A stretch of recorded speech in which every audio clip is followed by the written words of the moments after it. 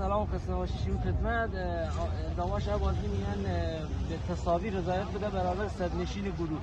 بازی چطور بود؟ با اینکه دانستیم حتی برنده بازی بود. شما نظر چیه؟ به نام خدا ضمن خسته نباشید به شما، به همکارای شما و همچنین خسته نباشید عرض می‌کنم به بازیکن‌های عزیزم و همچنین همه و همچنین کادر فنی عزیزم که زحمت زیاد کشید. امروز بازی به اعتقاد من بازی خیلی خوب بود. بچه تیم صدرنشین بود، تیم دارایی، اما بوییم برای برد. تمام هدف آمانم بود برای برد. تمرین خوبی بودیم در طول هفته و متاسفانه شانس یار امان بود. به تیر دروازه بزنیم، یه موقعیت ششگانه بزنیم، یه پنالتی داور نگیریم. اما به اعتقاد من امان فقط استراتژی که برای بازی تعیین بودیم. هدف اول هم بود که 20 دقیقه اول بازی کنیم. بو حادثه امان باد بود به نفع علی. اون اشتباه فردی تو شد از راه دور شد تو دروازه امان. بازیکن تلاش زیادی بودید، انرژی زیادی به خودش بده تا گل مساوی بزنید و هدف دیگر اما هم بود که دقایق آخر سعی بکنیم بازی کنترل بکنیم و به گل دوم برسیم.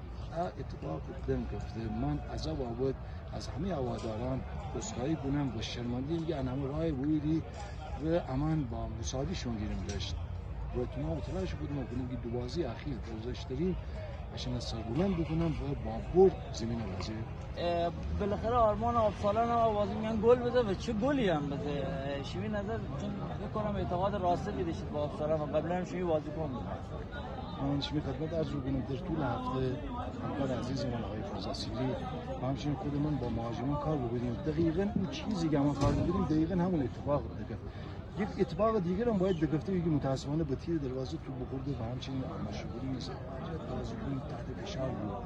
از هم نظر تحت فشار بود. خیلی خوشحالم که بازیکن گل بزنه و پاش به گلزنی باز رسید. از اون خیلی خوشحالم و مطمئن بودم دیگه از هفته بازیکن بیشتر بازی کنه. آره بیشتر وقتی دیگه داریم پانیک هم رو بکنم بازی حساسی هم داره.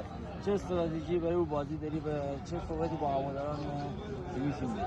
من عرض کنم خدمت شما از الان بعد از بازی شه برای تاریخ از الان میفکرم من دارم برای بازی با پانیک و ناموزی کردن دارم و تمرینات طوری طراحی کنم که هدف ما فقط بود.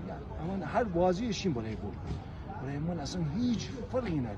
من فقط دنبال سه امتیازم و از هواداران یک چیزی خواهم. امروز بسیار دلگرم و رسیدم به من رویه بده، انرژی مثبت بده. هواداران یار باقی امان. این امان بدون هواداران واقعا ندارم. من از تمام هواداران عزیز متاسف با وجود با مرام خواهیم بازی با پانیک اما را حمایت بکنید. دوست دارم باید با تمام وجودی که بازی قبلا نماییدی با تمام وجود باید اما را حمایت بکنید. تیم احتیاج به حمایت هواداران عزیز به متاسف داشته.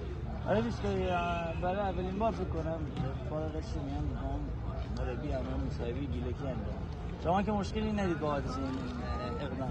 من نه هیچ مشکلی ندارم. خیلی خوشحالم که هوادارم از ایشون دیدی به طرف گذاشت. الان خیلی خوشحالید. هرچند من ناراحت.